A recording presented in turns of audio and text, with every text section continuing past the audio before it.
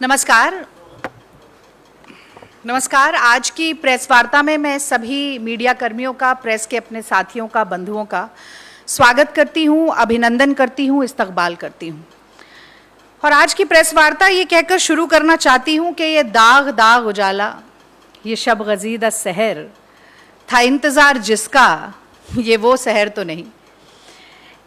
ईमानदारी और पारदर्शिता की नींव पर वैकल्पिक राजनीति की बड़ी इमारत खड़ी करने का बड़ा दावा करके दिल्ली की सत्ता पर काबिज हुए अरविंद केजरीवाल जी और उनकी आम आदमी पार्टी किस तरह सरेआम बेनकाब हो रही है, ये बात बहते पानी की तरह साफ है। तो कट्टर ईमानदारी से घोर भ्रष्टाचारी तक का सफर केजरीवाल एंड कंपनी ने बहुत जल्दी पूरा कर लिया। तो आज की प्रेस वार्ता में 3 सवाल पूछकर शुरू करूंगी और उसके बाद एक कहावत आपने सुनी होगी, चोर चोर मौसेरे भाई। तो भारतीय जनता पार्टी केजरीवाल जी की पार्टी और उनके नेताओं से एक कदम भी पीछे नहीं है शराब माफिया के साथ साठगांठ करने में, पैसा उगाही करने में, ब्लैक लिस्टेड कंपनी से चंदा लेने में। इस बात का खुलासा दिल्ली प्रदेश कांग्रेस कमेटी के अध्यक्ष आदरणीय अनिल चौधरी जी करेंगे। पर पहले 3 सवाल, बहुत ही प्रमुख 3 सवाल जो आम आदमी पार्टी से भारतीय राष्ट्रीय कांग्रेस पूछना चाहती है। तो पहला सवाल ये है, बहुत ही सीधा स्पष्ट पर थोड़ा कड़ा सवाल है कि आम आदमी पार्टी ये तय करके एक प्रेस वार्ता करे और दिल्ली की जनता को जानकारी दे कि उनकी शराब नीति उनके हिसाब से सही है या गलत है। अगर सही है तो सीबीआई जांच की खबर आते ही ये डर के मारे टांगे क्यों कांपने लगी? जिस नीति को लाभकारी बताते थे, जिस नीति को दिल्ली को रेवेन्यू सरप्लस बनाने की सबसे मजबूत कड़ी बताते थे, उस नीति को वापस क्यों लेना पड़ा? और वापस लेकर उन्हीं शीला दीक्षित जिनके बेईमान लिखकर पोस्टर ऑटो के पीछे चिपकाए जाते थे, उन्हीं शीला दीक्षित जी की नीति की शरण में क्यों आना पड़ा, ये तो बताना चाहिए। और अगर वो ये कहते हैं कि नीति सही नहीं थी इसीलिए वापस ली, तो गलत नीति पर मनीष सिसोदिया के खिलाफ कार्रवाई क्यों ना हो, ये भी बताना चाहिए। गलत काम करें और सीबीआई की जांच ना हो, ये आम आदमी की तो डिमांड नहीं हो सकती। ये तो बड़ा वीवीआईपी कल्चर है कि हम नेता हैं, हम मंत्री हैं, तो हमारी जांच भी नहीं हो सकती। कितने दूध के धुले हैं मनीष सिसोदिया, क्या इस बात का दूध और पानी का पानी नहीं होना चाहिए? ये पहला सवाल है। अब दूसरा सवाल, भाई लोकतांत्रिक मूल्यों में जो भी व्यक्ति, नेता, राजनीतिक दल विश्वास करता है, मैं समझती हूं कि उसका कर्तव्य बन जाता है कि अगर उन्हीं लोकतांत्रिक मूल्यों का कोई हनन करने की कोशिश कर रहा है, पैसों का लालच देकर पार्टी तोड़ने की कोशिश कर रहा है, अलग अलग किस्म के प्रलोभनों के जरिए संघीय ढांचे पर चोट करने की कोशिश कर रहा है और मनीष सिसोदिया जी को फोन करके एकनाथ शिंदे बनाकर पार्टी में 2 फाड़ करने की कोशिश कर रहा है, तो उस आदमी का नाम और फोन नंबर आप सार्वजनिक क्यों नहीं करते? किसे बचाना चाहते हैं आप? किसकी मदद करना चाहते हैं आप? कहीं ऐसा तो नहीं कि ए टीम और बी टीम का खेल फिर से शुरू हो गया है? हिमाचल और गुजरात के मद्देनजर ये भाजपा और आम आदमी पार्टी की अगर साठगांठ नहीं है, तो मैं समझती हूं कि पहली फुर्सत में एक प्रेस वार्ता करके ये बताना चाहिए कि वो कौन लोग हैं भाजपा के जो 70 विधायकों में से 62 विधायकों की पार्टी को भी तोड़ने की चेष्टा कर रहे हैं। अब आप ये खुद ही अंक गणित कर लीजिएगा कि 62 विधायकों का 2/3 कितना होगा और उसके लिए क्या क्या करना पड़ेगा। पर अगर हो रहा है तो आप सार्वजनिक करिए, ये जरूरी है। अब तीसरा सवाल, और देखिए बड़ा इंटरेस्टिंग सवाल है, ये इस पर जरा ध्यान दीजिएगा। पंजाब में इनकी सरकार है, आम आदमी पार्टी की सरकार है।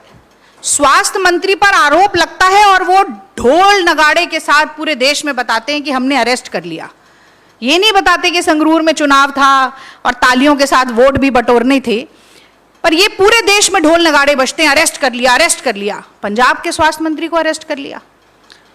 दिल्ली में मुख्य सचिव की रिपोर्ट आ जाती है 144 करोड़ के घोटाले का खुलासा हो जाता है, सीबीआई की जांच, सीबीआई की एफआईआर आ जाती है, लेकिन मनीष सिसोदिया के खिलाफ या मनीष सिसोदिया से इस्तीफा लेने की बजाय केजरीवाल उन्हें भारत रत्न देना चाहते हैं।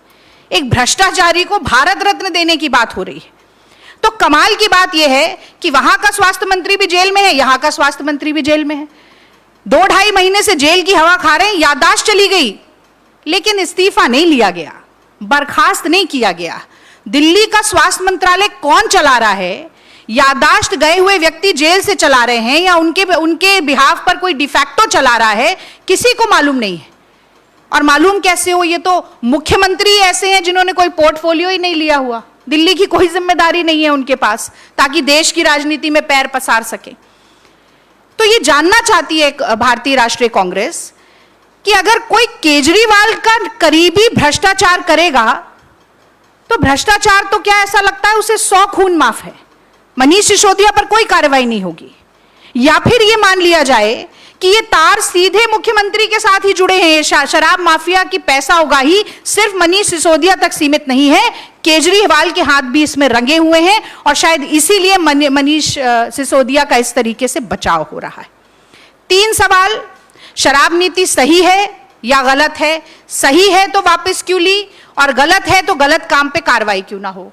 दूसरा सवाल, आपकी पार्टी को कोई तोड़ने का षड्यंत्र कर रहा है, पैसा देकर खरीद फरोख्त करने की कोशिश कर रहा है, तो आप मुंह पर दही जमाकर क्यों बैठे हैं?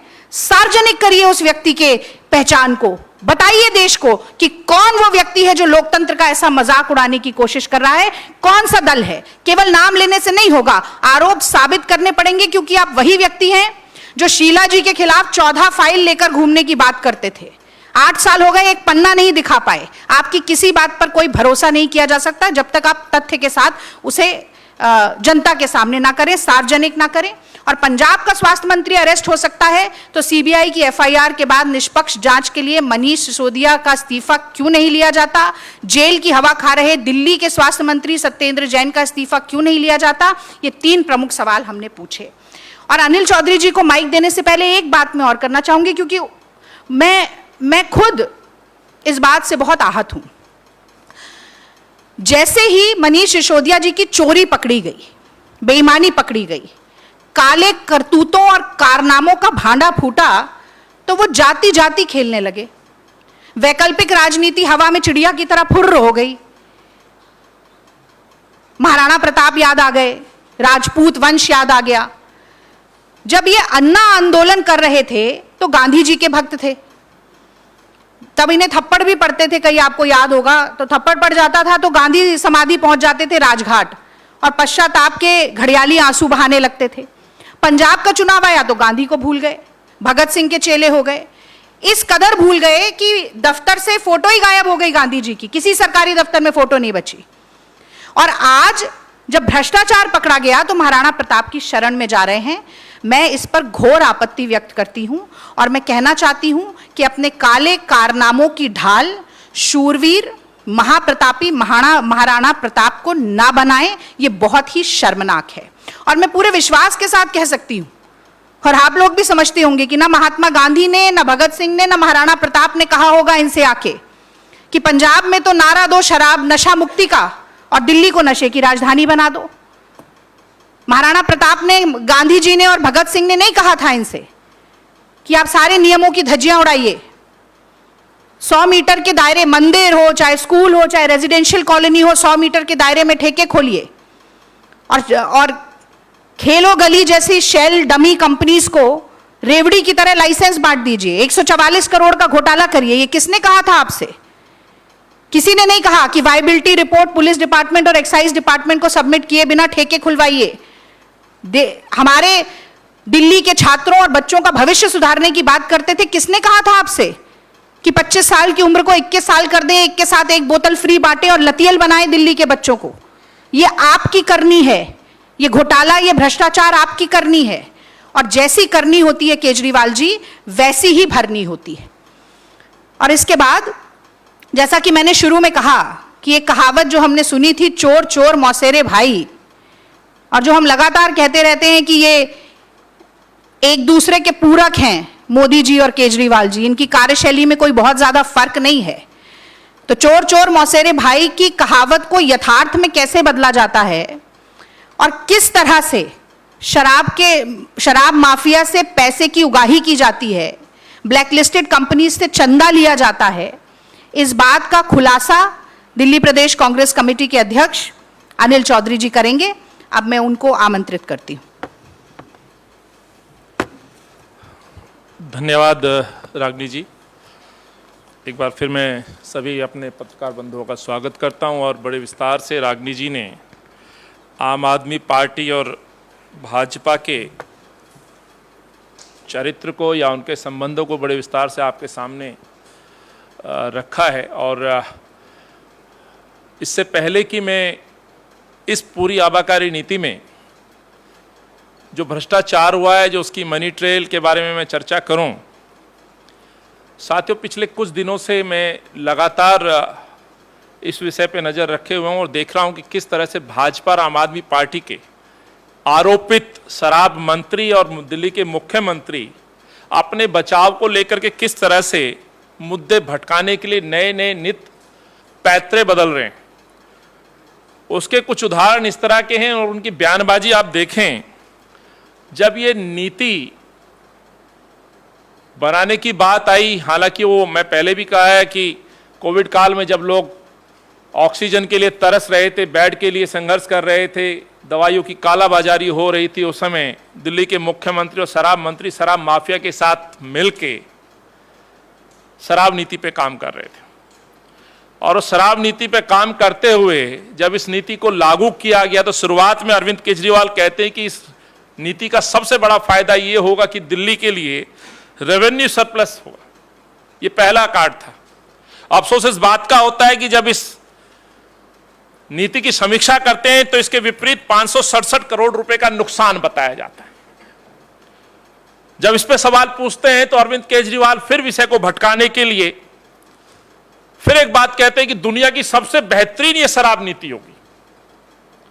अरविंद केजरीवाल बड़े दावे के साथ कहते हैं और इनके शराब मंत्री कहते हैं, लेकिन अफसोस इस बात का है कि ये 31 जुलाई 2022 को वापस ले ली जाती है। लगभग 8 से 9 महीने में ये नीति वापस हो जाती है।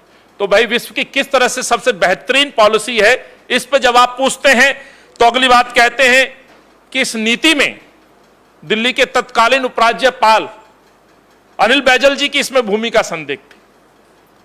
हालांकि इस बात को हम कहते रहे हैं कि लगातार जब कांग्रेस पार्टी इस पर प्रश्न पूछ रही थी तो एलजी साहब ने इस पर संज्ञान नहीं लिया। हम भी ये बात कह रहे थे कि भाजपा के उपराज्यपाल साहब और दिल्ली के मुख्यमंत्री के बीच में ऐसी क्या डील हुई है कि इस नीति को पास कर दिया गया, लागू कर दिया गया। तो उपराज्यपाल पे आरोप लगने शुरू हुए और आने वाले समय में और कई लोगों पे इस तरह के आरोप लगेंगे। जब कहते हैं ना कि जब पोल खुलनी शुरू होती है तो एक दूसरे की पोल खोलने का काम फिर सब लोग करना शुरू करते हैं। अभी अधिकारियों पे गाज गिरी है, अभी अधिकारी भी बोलना शुरू करेंगे। फिर कट्टर ईमानदारी का सर्टिफिकेट लेके आते हैं।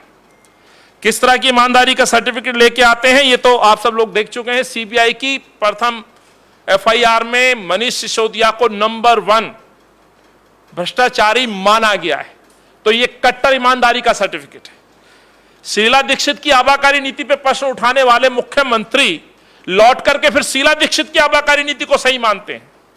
और यह दर्शाता है कि जो 15 साल कांग्रेस ने दिल्ली को दिए इस बेहतरीन शहर बनाने में, शीला जी के चेहरे पे जो व्यक्ति कालिक पोतता था, आज उस शीला दीक्षित आज हमारे बीच में नहीं। क्या उससे माफी मांगेंगे?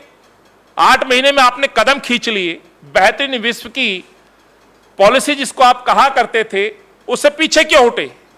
अपने आप में साबित हो जाता है। और शीला जी की आबाकारी नीति में जिस भगत सिंह जी का नाम लिया जाता है उस दिन को ड्राई डे के रूप में हम सब लोग जानते थे। ये वो मुख्यमंत्री है जिसने तमाम ड्राई डे को खत्म कर दिया। और बात करते हैं अपने बचाव में भगत सिंह की और महाराणा प्रताप की, जो बात रागिनी नायक जी ने कही। जब उस पर आगे बढ़ते हैं तो फिर गुजरात चुनाव का कार्ड ले आते हैं। गुजरात चुनाव को आगे रखा जाता है। सब जानते हैं गुजरात से पहले गोवा और उत्तराखंड और उत्तर प्रदेश में जो आम आदमी पार्टी की हालत हुई है, तो स्वाभाविक है चुनावी उद्देश्य से गुजरात को भी मैदान में उतारा जाता है। फिर न्यूयॉर्क टाइम्स कार्ड खेला जाता है। अरे बात शराब नीति की हो रही है, आप लेकर के आ रहे हैं शिक्षा नीति, स्वास्थ्य नीति, और वो स्वास्थ्य नीति जिसमें कोविड काल में सबसे ज्यादा राजधानियों में कहीं मौत हुई तो हिंदुस्तान की राजधानी दिल्ली में मौतें हुई हैं। जिस शिक्षा नीति की बात कर रहे हो तो ये दिल्ली का 10वीं का बोर्ड पहले 10 बोर्ड की यदि श्रेणी में गिना जाए तो आज सबसे निचले स्थान पर है। और ये दिल्ली का शिक्षा का स्तर शीला जी के समय में टॉप 10 बोर्ड में हुआ करता था। तो ये शिक्षा का स्तर है, लेकिन विषय को, मुद्दे को भटकाने के लिए बार बार अरविंद ये कदम उठाते रहे हैं। विपक्ष पर सीबीआई ईडी के दुरुपयोग की बात की गई तो कहना चाहता हूं साथियों, ये जो आबाकारी नीति की जो कंप्लेंट है, ये जो शिकायत है, ये सबसे पहले इसकी लड़ाई लड़ने वाली यदि कोई पार्टी थी तो कांग्रेस पार्टी थी। और ये इसका पुख्ता सबूत है, मैं आपको दिखा रहा हूं, बार बार दिखाता हूं मैं। लगभग 1 दर्जन से ज्यादा प्रेस वार्ताएं हमने की, मुख्यमंत्री के घर का, निवास का हमने घेराव किया, जन जागरण पोल खोल यात्राओं के माध्यम से हमने प्रश्न पूछा। हम पहले आगरा के मूड में जाकर के इस सरकार को जगाना चाहते थे, और जब नहीं जागे तो यही कारण है कि पुलिस कमिश्नर के पास हम 3 जून 2022 को जाकर लिखित रूप में शिकायत करते हैं। यह उसका प्रमाण है साथियों।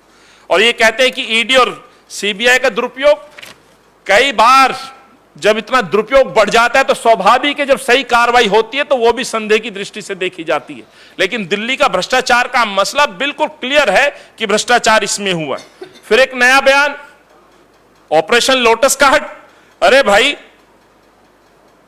आप चाहते क्या हैं? पिछले 10-15 दिनों में जिस तरह की बातें अरविंद केजरीवाल कर रहे हैं, बगैर किसी प्रामाणिकता के ऊपर रागनी जी ने उनसे साक्ष्य मांगे हैं, बताया जाए, कहा जाए 62 विधायकों को तोड़ने की साजिश हो रही है। अरे पूरी तरह से साबित हो चुका है कि और बी टीम के रूप में आप यहां काम कर रहे हैं, तो इसमें ना तो कोई संभावना है, ना इस पे कुछ कहा जा सकता है। जब इस पे भी आप आगे घिरते नजर आते हैं तो आप अपनी जाति और महापुरुषों के पीछे छिपने का काम करते हैं। शर्म आनी चाहिए अरविंद केजरीवाल और सिसोदिया को। महाराणा प्रताप, भगत सिंह की औलाद जैसे संवाद करते हैं। आप देखिए, कट्टर ईमानदार पहले भगत सिंह का नाम लिया जाता था, और जिस भगत सिंह जी ने 23 साल की उम्र में फंदे को चूम लिया हो, उस भगत सिंह ने कभी कल्पना नहीं की कि 21 साल की उम्र में दिल्ली के युवाओं को दारू पीने का अधिकार दिया जाए। आज भगत सिंह के परिवार के लोग यदि इस बयान को सुने तो मैं समझता हूं सबसे निंदनीय है। यदि कोई बयानबाजी अरविंद केजरीवाल की तरफ से रही है तो भगत सिंह के अपमान करने वाली बयानबाजी है। भारत रत्न की बात कही, मैं कहना चाहता हूं यदि वाकई भ्रष्टाचार में कोई श्रेणी शुरू हुई भविष्य में, जिसकी उम्मीद नहीं है, पर यदि कोई भ्रष्टाचार में किसी ने शुरुआत की तो मुझे लगता है अरविंद केजरीवाल और सिसोदिया को भ्रष्टाचार की श्रेणी में भारत रत्न जरूर मिलना चाहिए। उसकी अनुशंसा मैं भी करना चाहता हूं। साथियों, कांग्रेस लगातार इस विषय पर जहां संघर्ष कर रही थी, जैसे मैंने कहा दर्जनों धरना हो, प्रदर्शन हो, प्रेस वार्ता हो, उसके माध्यम से संघर्ष कर रही थी, वहां भाजपा के कुछ जो सूरवीर हैं वो मौन बन के बैठे रहे। क्योंकि जो विषय मैं अब आपके सामने रखना जा रहा हूं, यह विषय भाजपा को भी आपके समक्ष उनकी कथनी और करनी का जो फर्क है वो रखना बहुत आवश्यक समझता हूं। दिल्ली के द्वारा जब नशे की राजधानी सरकार के द्वारा, अरविंद के द्वारा बनाई जा रही थी, एक नई पहचान दी जा रही थी, तो भाजपा के भ्रष्टाचार में भागीदार बन चुप बैठे थे। इसीलिए मैंने पिछली प्रेस वार्ता में भी कहा था कि 8 विधायक, 7 सांसद, 150 से ज्यादा पार्षद, दिल्ली प्रदेश भाजपा का अध्यक्ष, पूरा संगठन मौन बन करके चुप रहा। 18 विधानसभा क्षेत्र ऐसे हैं जो नॉन कंफर्मिंग एरिया था, वहां लगभग 134 दुकानें खोली गई। इस नॉन कंफर्मिंग एरिया के लेकर के हम हरदीप पुरी साहब जो भाजपा के मंत्री, उनसे भी मिले। ये हमारा प्रयास है जो दिखाता है कि इस दिल्ली के लिए हम चिंतित थे। लेकिन ना भाजपा का विपक्ष का नेता मिला, ना सांसद मिले, ना विधायक मिले कि नॉन कंफर्मिंग एरिया में दारू की दुकानों के ठेके क्यों खोले जा रहे हैं। और वहां पे दिल्ली के मेयर और भाजपा के लगभग 150 से ज्यादा पार्षद पैसा लेकर के वहां एमसीडी से लाइसेंस दिलवाने का काम कर रहे थे। यह मैं कहना चाहता हूं। तो साथियों, एमसीडी और डीडीए से मिलकर के 134 से ज्यादा दुकानें देहात में खोल दी जाती हैं जो नॉन कंफर्मिंग एरिया है। और जब बात खुलती है, पोल खुलती है, तो जांच की तरफ जब आगे चीजें बढ़ती हैं तब जाकर के उन पर रोक लगती है। और मास्टर प्लान की जिस तरह से धज्जियां उड़ाई गई वो सबने देखा है। इसकी शिकायत हमने लिखित रूप में जांच एजेंसी को भी दी गई, जो मैंने आपको पूर्व में दिखाई। कांग्रेस पार्टी सड़कों पर आंदोलन कर रही थी, भाजपा के सांसद महोदय अपने गाने की रिकॉर्डिंग में बिजी थे, एक क्रिकेटर साहब रिकॉर्डिंग क्रिकेट मैच के दौरान लाइव कमेंट्री और मध्य प्रदेश के अंदर जलेबी का लुत्फ ले रहे थे, एक जनाब हंसराज हंस सिंह साहब की 4 लाइन है, दिल्ली में चोरी साड़ा हो गया, ओ की करिए दिल्ली नशे में टल्ली हो गया, गाना गुनगुना रहे थे साहब। कहां है वो सिंगर साहब? मुझे लगता है वो भी उसी में बिजी है। बाकी के लोग आज तक लापता हैं। दिल्ली की एकमात्र महिला सांसद ने आज तक चुप्पी नहीं तोड़ी है कि दिल्ली के अंदर शराब माफिया जब दिल्ली को कब्जा रहा था तो वो कहां थी, जिनका नाम मीनाक्षी लेखी महोदय। मास्टर प्लान को लेकर के मैंने बताया और भाजपा की कथनी करनी का मैंने बताया, जनजागरण का जिक्र मैंने आपसे किया। सवाल इस बात का है कि हम शिकायत लिखते हैं और भाजपा के सूरवीर जो आजकल डिबेट में उतरे हुए हैं, लगातार बयानबाजी कर रहे हैं, पूरी तरह से सोए हुए थे, नींद में पूरी तरह से। तो कांग्रेस का जो सड़कों का संघर्ष रहा साथियों, जो शिकायत रही, हम लोग 3 जून 2022 को शिकायत करते हैं।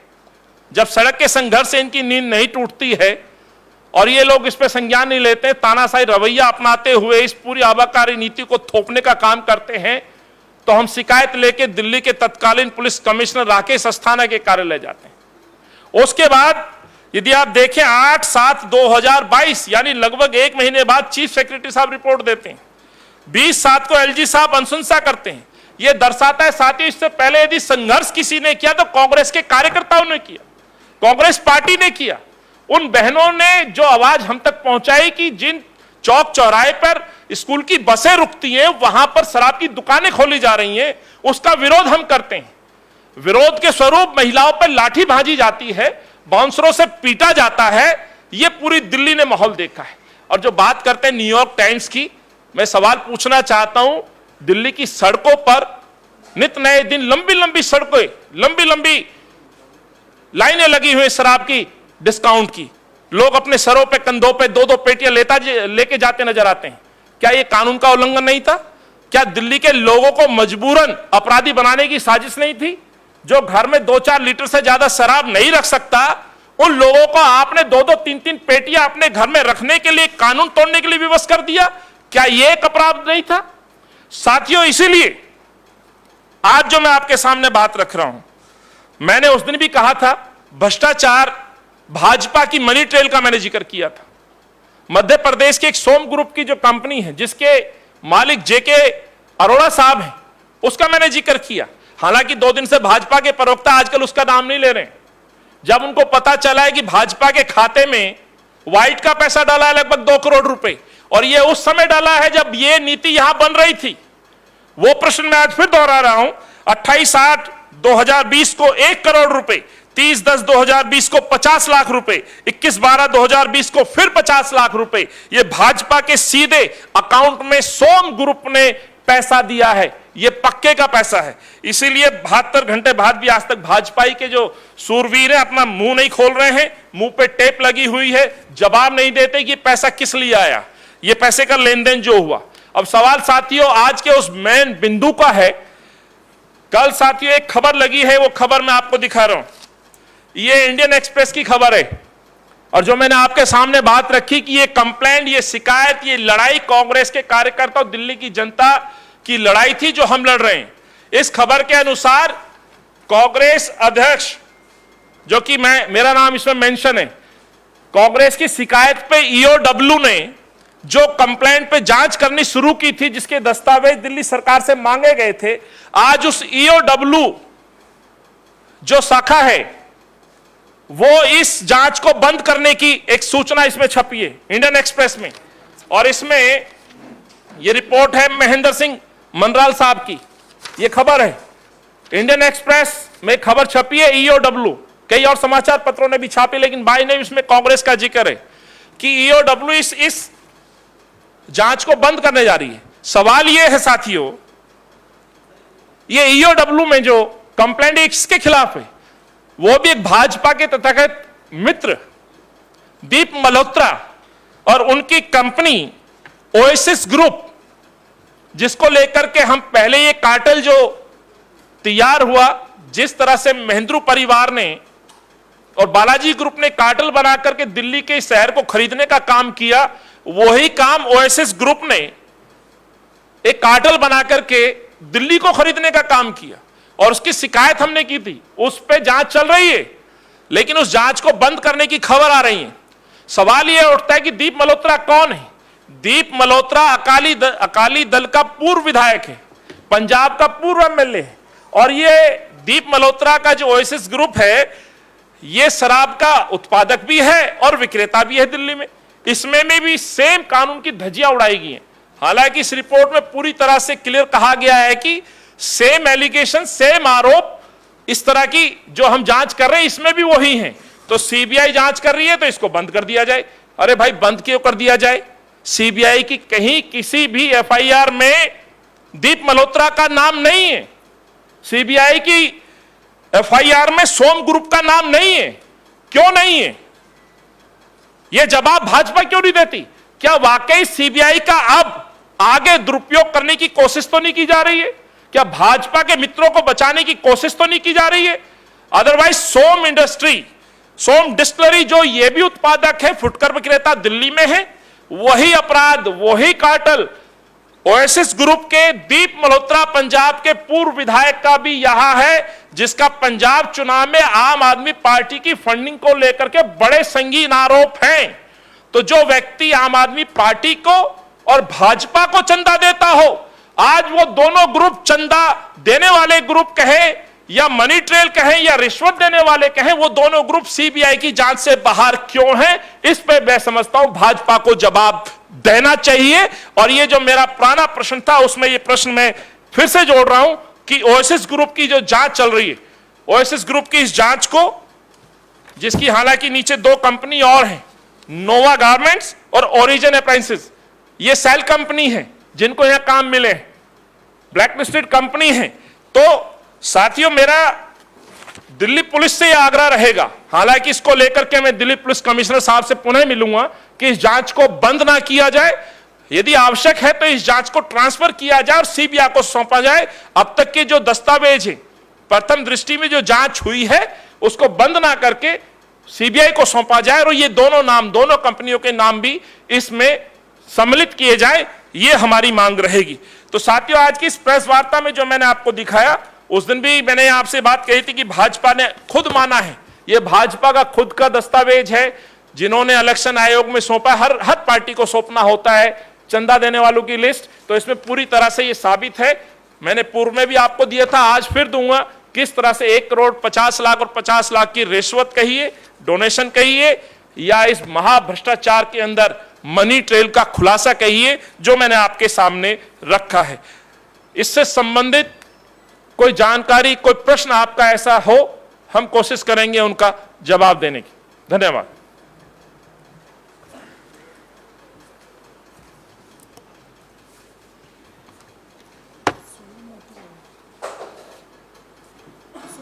सवाल ले रहे हैं। मेरी आम आदमी पार्टी का ये कहना है कि जब भी दिल्ली के बाहर सीबीआई, ईडी या केंद्रीय जांच एजेंसियों की बात आती है तो आप लोग उसका विरोध करते हैं, लेकिन दिल्ली में उसका सपोर्ट करते हैं, प्रधानमंत्री का सपोर्ट करते हैं। देखिए सर, मैंने बड़ी विस्तार से भी बात रखी, मैं एक आपको फिर पुनः वो डॉक्यूमेंट दिखा रहा हूँ। ये वो लेटर है, ये वो शिकायत पत्र है जो हमने किया सबसे पहले। ये तो शिकायत, ये लड़ाई तो कांग्रेस ने लड़ी है। जब ये भ्रष्टाचार के मामले हमारे पास आए, जब इस योजना पे काम कर रहे, तो हमारे जो सूत्र थे उन्होंने बताया कि इस तरह की योजना पे काम किया जा रहा है। जब कोविड में दिल्ली घिरी हुई थी, तब से हम लोग सड़कों पे काम कर रहे। मैंने मुख्यमंत्री घर का निवास का घेराव किया, उन्होंने अनसुना किया, तानाशाही अपनाई। एक साथ एक दिन लगभग 55 जगह पर कांग्रेस के कार्यकर्ताओं ने विरोध प्रदर्शन किया, 1 दर्जन से ज्यादा प्रेस वार्ताएं की। मैं आपको एक और सबूत दिखाता हूं। ये वो सबूत है जो हरदीपपुरी साहब से मैं मिला। मुझे भाजपा का कोई एक नेता दिखाए जो हरदीपपुरी साहब से नॉन कंफर्मिंग एरिया के विषय पे मिला हो। ये क्या दर्शाता है?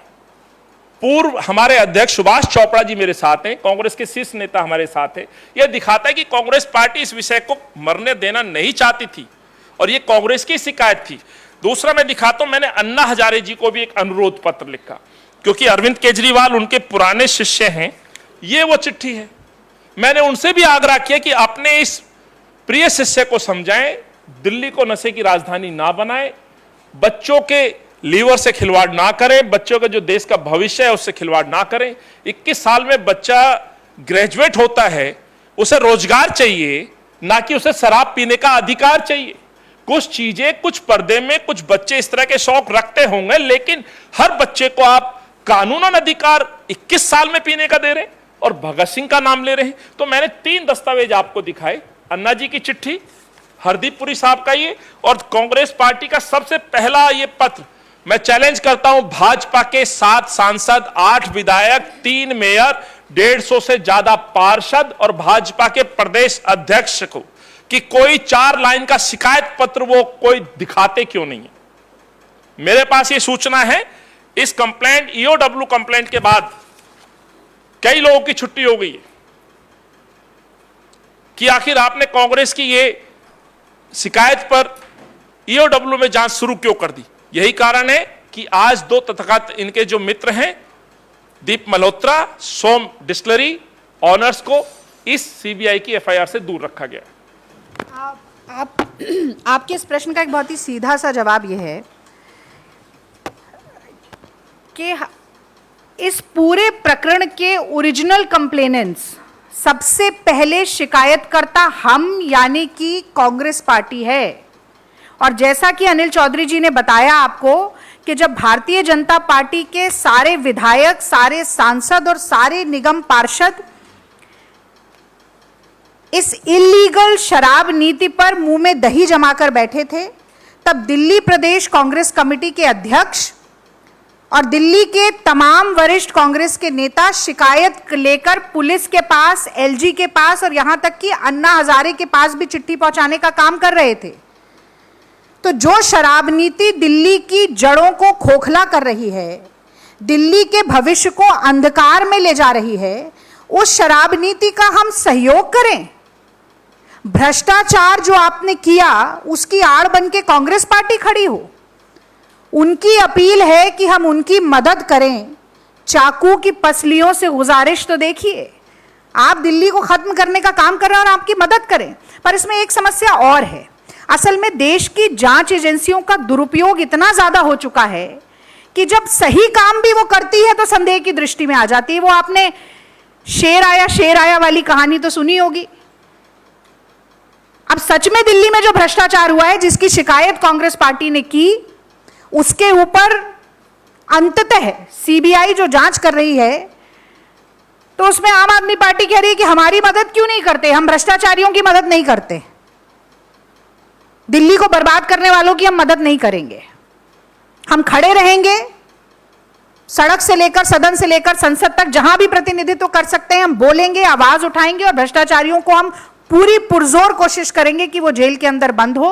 और इसी के साथ साथ अगर देश में प्रतिशोध की ज्वाला में धधकते हुए मोदी जी जांच एजेंसियों को कठपुतली बनाकर इस्तेमाल करने की कोशिश करेंगे, तो उसके खिलाफ भी हम पूरी तरह से आवाज उठाएंगे, एकजुट होकर लड़ाई लड़ेंगे।